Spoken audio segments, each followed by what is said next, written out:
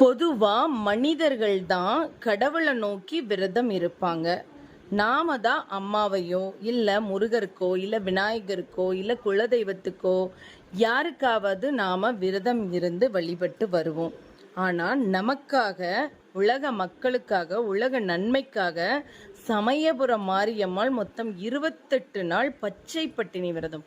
அம்மா மோர், கரும்புச்சாறு, இளநீர் இந்த மாதிரி தான் சாப்பிடுவாங்க.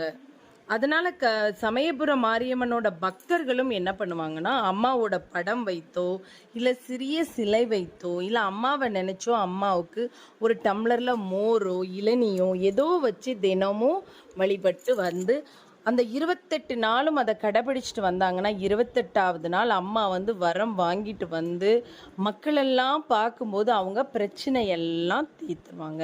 இன்னைக்கு அந்த நாள் தாங்க. இன்னைக்கு தான் பச்சை பட்டினி விரதத்தோட நிறைவு நாள்.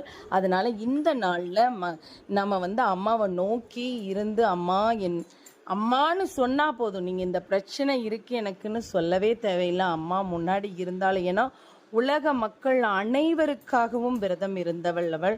அதனால இந்த நல்ல நாளை நீங்க மறந்தும் கூட தவற விட்டுறாதீங்க. இன்னைக்கு சமயபுரம் மாரியம்மனை கோயில்லையோ இல்லை உங்க வீட்லேயோ இருந்து மனதார வேண்டிட்டு வாங்க. கண்டிப்பா நல்லதே நடக்கும்.